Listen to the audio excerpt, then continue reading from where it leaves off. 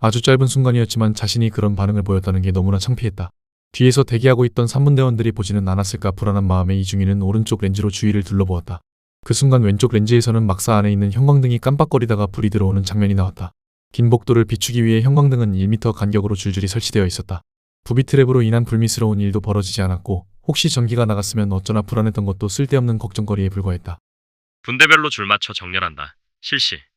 명령을 내린 뒤 이중희는 왼쪽 화면을 없앴다. 하늘에서 천둥 소리가 들려왔다.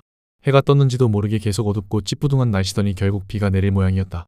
이중희가 3분대장을 불렀다. 뒤에서 대기하고 있던 3분대장이 신속하게 다가왔다. 그는 조금 전에 목격한 소대장의 반응을 떠올렸다. 막사 안에서 벌어지고 있는 일은 3분대장도 확인할 수 있었다. 2분대가 막사 안으로 진입하고 나서 모든 소대원은 영상장치를 가동시켰다. 3분대장은 평상시에도 소대장이 얼마나 겁이 많은 인간인지 알고 있었다. 한밤중에 산에 올라가 매복 훈련을 하게 되면 소대장은 손전등을 손에서 놓을 줄 몰랐다. 그것은 언제라도 불을 켜서 주위를 밝히겠다는 의지의 표명이었다. 만약 훈련이 아닌 실전에서 그런 식으로 불을 켰다간 적에게 위치를 노출당할 위험이 있었다. 솔직히 3분대장이 판단하기에 이중희는 이런 작전도 맡아선 안 되는 위인이었다. 행정 업무에 적합한 사람이 어째서 전투소대를 맡게 되었는지 그로선 이해가 되지 않았다. 그 정도 집안이라면 충분히 손을 써줄 수도 있었을 터였다. 3분대장을 비롯해 소대원 모두 공통적으로 가지고 있는 의문이었다. 비가 쏟아질 것 같지? 자기 옆으로 다가온 3분대장에게 이중희가 물었다. 한바탕 쏟아질 것 같습니다, 소대장님. 3분대는 우비 착용하고 여기서 경계 근무를 서도록 해. 여기 정문에 2명, 저기 막사 앞에 2명, 그리고 정문 밖 5, 6m쯤 떨어진 지점에 2명. 알았지? 3분대장이 알았다고 대답한 뒤 분대원들에게 돌아갔다. 이중희와 김일병은 정문을 통과해 안으로 들어가 막사 쪽으로 걸어갔다. 소대장과 두 발짝쯤 거리를 두고 따라가던 김일병은 문득 스산한 기운을 느끼며 주위를 둘러보았다. 처음 이곳에 도착해서 정문을 열고 안쪽을 들여다보았을 때와 마찬가지로 지금도 눈에 띄는 위험 요소는 없었다. 기분 탓일 거라고 생각하며 김일병이 앞쪽으로 고개를 돌렸을 때였다.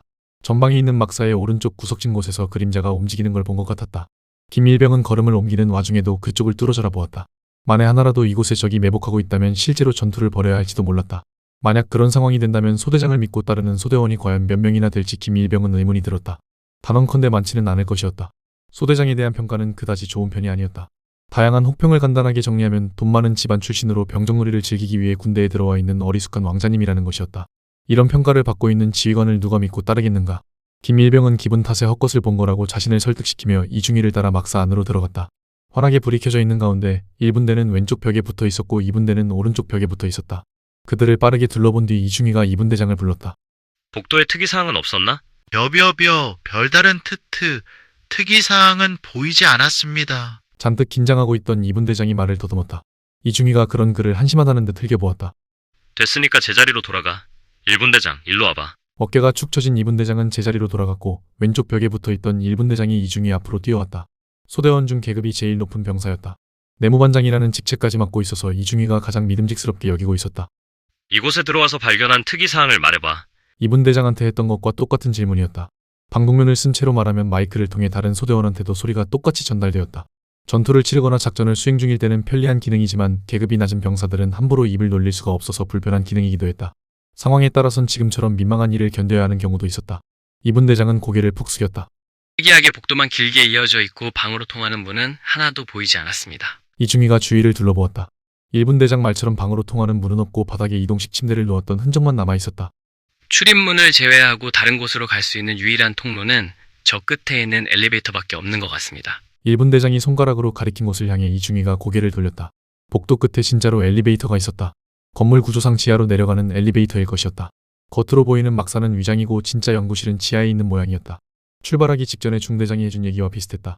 사람을 구조하기 위해선 먼저 연구실을 찾아봐야 한다고 말한 다음 그는 연구실이 평범한 곳에 있지는 않을 거라고 덧붙였다. 그 말을 들었을 때 이중희는 이런 의문을 떠올렸다. 생화학무기라 해도 도대체 얼마나 위험한 것이기에 이런 일이 벌어진 것일까? 돌아가는 상황을 보아하니 작전참모와 중대장도 생화학무기의 정체에 대해선 정확하게 알지 못하는 것 같았다. 그 정체를 알고 있는 사람이 사단장급 이상이라면 굉장히 중요하게 처리해야 할 것이었다. 그렇다면 결국 내려가야 한다는 건가? 마이크가 있다는 걸 잊은 채 이중희가 혼잣말을 내뱉었다. 여하튼 그들이 가야 할 2차 목표 지점은 한 방향밖에 없었다. 이중희가 2분대장 쪽으로 고개를 돌렸다. 너흰 여기서 대기하고 있도록 해. 이중희가 내린 명령에 2분대장이 눈살을 찌푸렸다. 진입훈련은 저희 2분대가 도맡아서 해왔습니다. 지하에 내려가는 건 당연히 2분대가 해야 한다는 말이었다. 방독면 안쪽에 있는 이어폰으로 이 말을 전해들은 2분대원들은 분대장과 전혀 다른 생각을 하고 있었다. 소대원 대부분이 이중희를 신뢰하지 않는 것과 마찬가지로 2분대장도 그다지 믿음직한 고참은 아니었다. 훈련할 때마다 빠지지 않고 한 가지 이상 실수를 저질렀다. 진입하기 전에 카메라를 켜는 절차를 잊어버린 건 수많은 실수 중 한 가지에 불과했다. 그래도 훈련할 때 실수하는 건 용서할 수 있지만 실전에서도 똑같은 실수를 반복하는 건 용서할 수 없었다. 이 분대원들은 자신들의 분대장이 소대장이 내린 명령에 잠자코 따를 것을 간절히 바라고 있었다. 군소리 하지 말고 여기서 대기하고 있어. 확고하게 한마디 던진 뒤 이중희가 엘리베이터 쪽으로 발길을 돌렸다. 아랫입술을 깨문 2분대장이 1분대장을 보았다. 난들 어떻게 하겠느냐는 의미로 1분대장은 어깨를 으쓱거렸다. 2분대장은 이번에도 포상 휴가 대상자에서 제외될 수 있다는 불안감에 휩싸여 요기목까지 차올랐지만 방독면을 쓴 상태라서 입 밖으로 내뱉을 수는 없었다. 2분대장이 뭔가 실수를 저지르면 뒷수습은 항상 1분대장의 몫이었다. 입대 시기를 보면 1분대장이 2분대장보다 2달 먼저 들어온 고참이었다. 두 사람 사이에 아무도 없었으므로 계급이 낮았을 때는 그 누구보다 서로를 의지하는 사이였다. 실수가 잦은 2분대장 때문에 1분대장이 혼난 적도 많지만 그래도 그때는 군 생활을 시작한 지 얼마 되지 않았다는 이유만으로도 충분히 용서할 수 있었다. 그랬던 1분대장이 바뀌기 시작한 건 2분대장이 상병을 달고 난 다음부터였다. 어떤 일이든 1년 정도 했다면 뭐가 어떻게 돌아가는지 사리 분별을 할 줄 알아야 하는데 2분대장은 여전히 눈치도 없고 일 처리도 미숙했다. 그때마다 나서서 뒷수습을 해야 하는 건 언제나 1분대장이었다. 미안해하는 2분대장에게 그는 싸늘한 반응을 보이기 시작했다. 친했던 사이가 멀어지는 건 당연한 결과였다. 두 사람 다 분대장으로 진급한 다음에는 뭔가 어색한 관계가 되어버렸다. 소대장은 2분대장이 작은 실수라도 저지르면 어김없이 1분대장을 찾았다. 관계는 나아질 기미가 보이지 않았고 2분대장의 자괴감은 점점 더 커졌다. 소총을 움켜잡으며 2분대장이 엘리베이터 방향으로 시선을 던졌다. 엘리베이터 앞에 도착한 이중희가 버튼을 눌렀다. 묵직한 쇳덩어리를 끌어올리는 소리가 건물 안쪽에서 들려왔다. 녹이 슬었는지 듣기 싫은 소음도 함께 섞여 있었다. 현재 위치를 알 수 있을 만한 표시는 그 어디에도 없었다. 엘리베이터가 올라오는 소리를 들으면서 대충 위치를 파악해야 했다. 이중희가 소총의 조종관을 안전에서 사격으로 바꾸라는 명령을 내렸다. 느낌이 이제 곧 도착할 것 같았다. 엘리베이터가 올라오는 속도로 미루어 짐작해보면 건물 5층 정도 깊이일 것 같은데 자네 생각은 어떤가? 1분대장이 대답하기 전에 엘리베이터가 덜커덩 소리를 내며 멈췄다. 만일의 사태에 대비해서 모두 한 발짝씩 뒤로 물러났다. 조종관을 사격으로 바꾼 1분대원들의 총무리가 일제히 문을 향해 집중되었다. 생각보다 상태가 양호한 자동문이 양쪽으로 스르륵 열렸다. 아무도 없는 걸 확인한 뒤 이중희가 앞장서서 걸음을 옮기려던 순간이었다. 살려주시오. 병색이 완연해 보이는 남자가 사각지대에 숨어있다가 모습을 드러냄과 동시에 기절했다. 갑자기 나타난 그를 향해 이중희는 하마터면 방아쇠를 당길 뻔했다. 이중희는 얼른 정신을 차리고 2분대장을 불렀다. 이 남자, 연구팀 팀장이야. 지금 당장 정신을 차릴 것 같지는 않으니까 너희가 여기서 지켜보고 있도록 해. 그야말로 살아있는 게 기적이라고 봐야 할 정도로 야윈 그를 부축하면서 2분대장이 분대원들을 불렀다. 누가 봐도 병을 앓고 있는 것 같은 사람을 맨바닥에 그냥 눕힐 수는 없었다. 2분대장의 명령에 따라 분대원들은 복도 중간에 판초우이와 모포로 눕힐 곳을 만들었다. 그들이 팀장을 그곳에 내려놓는 걸 확인하고 나서 이중희는 엘리베이터 안으로 들어갔다. 안에서 둘러보니 제법 넓은 공간이었다. 이중희는 모두 올라타라고 명령을 내렸다. 김일병을 포함해 성인 남자 7명이 엘리베이터 안으로 우르르 올라탔다. 제일 먼저 들어가 있던 이중희까지 합해서 전부 8명이었다. 무게가 초과되었다는 경보음은 나오지 않았다. 이중희가 닫힌 버튼을 누르면서 복도를 내다보았다. 만약에 숨을 쉬지 않는 것 같으면 바로 알려줘. 알았나? 2분대장? 그 정도 일은 별다른 실수 없이 처리할 수 있을 거라고 믿으며 이중희는 명령을 내렸고 그 정도 일은 별다른 무리 없이 처리할 수 있다고 확신하며 2분대장은 알겠다고 대답했다. 곧이어 문이 닫혔다. 층수 버튼이 보이지 않아서 어떻게 해야 할까 고민하고 있는데 엘리베이터가 자동으로 내려가기 시작했다. 이중희는 왠지 모를 불안감에 휩싸여 앞을 보았다. 방금 보았던 팀장의 모습이 아무래도 심상치 않게 여겨졌다. 동영상에서 봤던 모습보다 훨씬 더 야위고 병색이 짙어 보였다. 동영상에선 머리카락이 온전했는데 현실에서 만난 팀장의 머리엔 모발이 군데군데 남아있을 뿐이었다. 눈 주위는 움푹 들어가 해골 같은 인상이었다. 어쩌면 팀장이 유일한 생존자일지도 모르는 상황이었다. 팀장은 자기 이외의 연구원이 한 명 더 살아있다고 말했지만 현실에서 팀장을 만나고 나니 희망보다 절망이 더 많이 떠올랐다. 김일병이 말했던 대로 구조작전이 아니라 시체가 몇 구나 있는지 확인하는 작전이 될 가능성이 커졌다. 이중희는 머릿속에 떠오른 끔찍한 장면들을 지우려고 했으며 소총을 움켜잡았다. 과연 생사가 불분명한 사람을 위해 이 많은 인원이 움직인다는 게 옳은 것인지 의문이 들었다. 여러 가지 이유 때문에 당장 올라가고 싶은 마음을 억누르면서 앞에 있는 자동문을 보았다. 내려가는 속도가 차츰 줄어들었다. 곧 도착할 거라는 신호로 느껴졌다. 어떤 상황인지 알 수 없으니까 모두 정신 똑바로 차리도록 해. 알았지? 네, 알겠습니다. 이중희가 말하자 안에 있던 병사들이 한 목소리로 대답했다. 덜커덩 소리를 내며 엘리베이터가 멈췄다. 모두 앞을 향해 소총을 겨누었다. 자동문이 양쪽으로 스르륵 열렸다. 이중희는 순간 욕이 나오려는 걸 겨우 참았다. 환하게 불이 켜져 있는 엘리베이터 안과 달리 밖은 칠흑같이 어두웠다. 생존자 유무에 대해서만 신경 쓰다 보니까 정작 중요한 건 고려하지 못한 상황이었다. 이중희는 순간적으로 머리가 텅 빈 듯한 느낌이 들었다. 만약 저 정도 어둠 속에 갇히게 된다면 낮과 밤을 구분할 수 없어서 시간 개념조차 사라져버릴 것 같았다. 어둠을 싫어하는 이중희로서는 단 하루, 아니 몇 분 몇 초도 견디기 힘들 것 같았다. 마른 침을 삼키면서 그는 소총에 달려있는 조명을 켰다.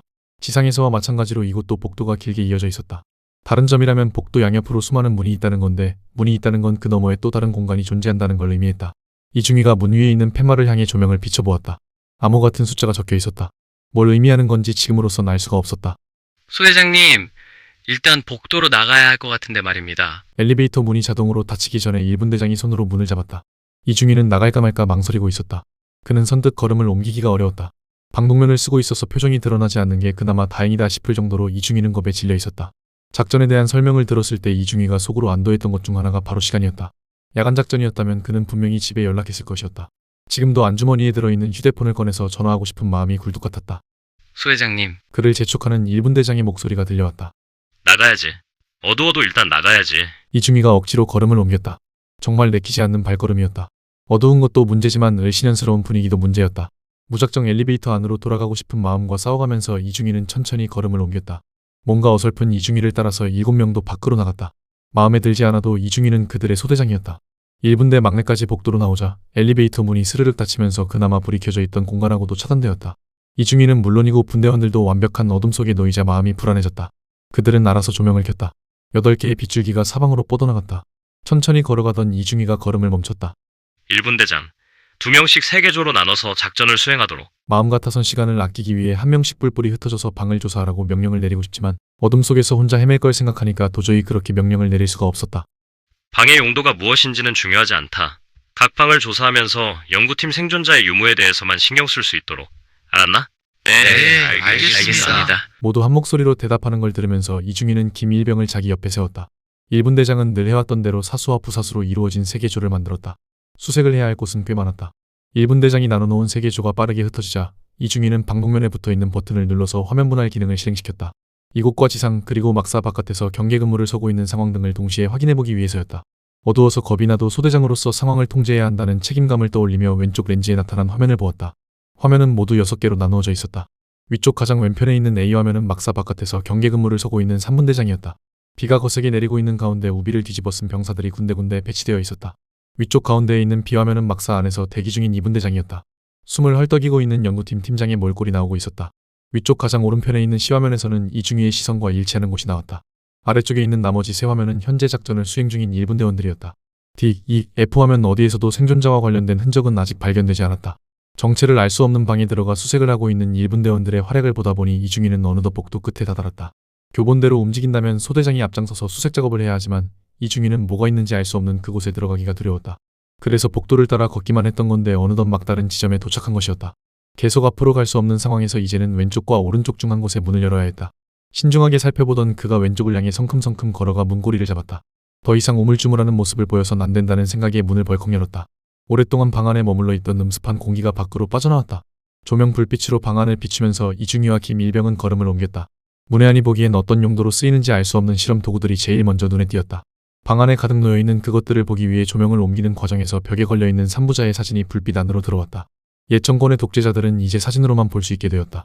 이중희는 순간 권력과 세월의 무상함이 떠올랐다. 가는 세월의 장사가 없듯이 권력도 언젠가는 끝이 나기 마련이었다. 그는 입을 굳게 다문 채 불빛의 방향을 복도 쪽으로 돌렸다. 쥐새끼 한 마리도 보이지 않는구만. 다른 방으로 이동해보자고. 이중희가 복도로 나갔다. 그 뒤를 따라가면서 김일병이 고개를 갸웃거리자 방독면이 덜커덕거렸다. 그 소리를 들은 이중희가 뒤돌아보았다. 김일병이 눈빛을 보아하니 뭔가 말하고 싶은 게 있는 듯했다. 왜? 뭐 이상한 점이라도 발견한 건가? 이중희가 던진 질문에 김일병이 어깨를 으쓱거렸다. 그냥 좀 찜찜한 느낌이 들어서 말입니다. 찜찜한 느낌이라니. 왜 그러는데? 김일병이 어깨끈을 추스르며 주위를 둘러보았다. 아까부터 누군가가 우리를 지켜보는 느낌이 들어서 말입니다. 김일병의 눈동자가 불안하게 흔들렸다. 이중희도 새삼스레 주위를 둘러보았다. 아직 투항하지 않은 인민군이 이곳 어딘가에 숨어 있을지도 몰랐다. 이어폰을 통해 두 사람의 대화를 듣고 있던 1분 대장도 그 만약의 경우를 배제하기가 어려웠다. 사실은 그도 이곳에 내려와 수색을 진행하면서 뭔가 찜찜한 느낌을 받고 있었다. 보이지 않는 어떤 존재가 목덜미를 붙잡고 있는 듯한 느낌이었다. 처음엔 이곳의 분위기 탓인가 싶었는데 김일병의 말을 듣고 보니 진짜 조심해야 할 것 같았다. 무슨 일이 벌어질지 모르니까 모두 정신 바짝 차리도록. 이중희의 말이 끝나기가 무섭게 복도 끝에서 천천히 퍼져나왔다. 뭐야? 누가 방아쇠를 당긴 거야? 이중희가 왼쪽 화면을 살펴보았다. 아래쪽 가장 오른편에 있는 F화면이 이상했다. 다른 건 모두 전방을 향하고 있는 반면에 F화면에서만 천장이 나오고 있었다. 게다가 그 화면은 움직임이 없었다. 이중희는 분대원이 적의 공격을 받고 바닥에 쓰러졌다는 결론을 내렸다. 1분 대장. 3조가 이상하다. 3조. 이중희는 최대한 침착하게 말하려고 노력했다. 아주 조금이라도 속내가 드러났다면 목소리가 무지 떨렸을 터였다. 문제는 앞으로 이런 일이 또 발생하지 않으리라는 보장이 없다는 점이었다. 이번 작전의 지휘관으로서 이중희는 교본에 의거한 자신만의 계획이 세워져 있었다. 교본엔 하나부터 10까지 모든 게 적혀 있었다. 각 분대의 역할은 물론이고 방독면 기능을 활용하는 방법에 대해서도 나와 있었으며 돌발 상황에 따른 대처 방안까지 서술되어 있었다. 교본에 나와 있는 대로만 일이 벌어진다면 별다른 불상사 없이 작전을 마칠 수 있을 것 같았다. 하지만 실제 작전에서는 처음부터 다른 방향으로 상황이 흘러갔다. 특히 아주 희미한 빛조차 들어오지 않는 깊은 지하에 연구실이 숨겨져 있다는 점이 이중희를 매우 당혹스럽게 만들었다. 지상에서와 마찬가지로 불을 켠 다음 작전을 수행할 수 있다면 불행 중 다행이었을 텐데 그러지 못한 상황이라서 이중희는 어둠에 대한 두려움을 최대한 감내하며 작전을 수행하고 있었다. 그런데 이제는 총성까지 들려온 것이었다. 이중희는 어딘가에 숨고 싶은 마음을 꾹 참으며 1분 대장을 찾았다. 그는 복도 중간에 있는 방 안에서 뛰어나와 3조가 있는 곳으로 향했다. 이중희와 김일병도 그를 따라갔다. 3조가 조사하던 방 안으로 사람들이 모였다. 다른 방과 마찬가지로 실험 도구가 있는 곳이었다. 그곳 한가운데에 두 사람이 쓰러져 있었다. 1분 대장이 그들을 불빛으로 비춰보았다. 주위가 온통 핏빛으로 물들어 있었다. 1분 대장이 두 사람 곁으로 다가갔다. 분대원들이 마른 침을 삼키는 소리가 이어폰을 통해 들려왔다. 가까이 다가가서 살펴보지 않아도 두 사람이 누구라는 건 알아볼 수 있었다. 최상병하고 김이병인가? 이중희가 1분 대장에게 물었다. 네, 맞습니다. 1분 대장이 대답하자 누군가가 최상병의 이름을 부르며 울먹거렸다. 전우의 죽음과 맞닥뜨린 그들로서는 당연한 반응이지만 이중희는 전혀 다른 감정 상태로 눈앞에 있는 사상자를 보았다. 그는 지금 두렵거나 슬프긴커녕 화가 나 있었다. 총성을 처음 들었을 때는 당연히 두려운 감정이 컸지만 막상 현장에 와서 상황을 보고 나니 분노가 치솟았다. 한 명은 온몸이 난자당한 모습이었고 또 다른 한 명은 목 부위의 살덩어리가 한 움큼이나 뜯긴 모습이었다. 그는 화가 난 걸 숨기지 않은 채 목을 가다듬었다. 모두 슬프고 놀랐을 거라 생각한다. 예상치 못한 일에 모두 목 놓아 울고 싶겠지만 일단 그 눈물은 잠시 접어두기로 하자. 우리가 지금 해야 할 일은 이곳 어딘가에 숨어있는 쥐새끼를 찾는 것이다. 알았나? 네, 알겠습니다. 분대원들이 한 목소리로 대답했다. 슬픔으로 가득 차 있던 분위기가 한순간에 복수심으로 불타올랐다. 카메라로 전송되어 들어온 화면을 통해 상황을 예의주시하고 있던 2분대와 3분대도 1분대와 함께 복수를 다짐했다. 아울러 2분대와 3분대도 정신 바짝 차리도록. 이중희가 말하는데 A 화면이 심하게 흔들렸다. 3분대장, 거긴 또 무슨 일인가? 흔들리던 화면 안으로 소총이 들어왔다. 갑자기 사격 자세를 취했다는 건 엄청나게 긴박한 일이 벌어졌다는 걸 의미하는 것이었다.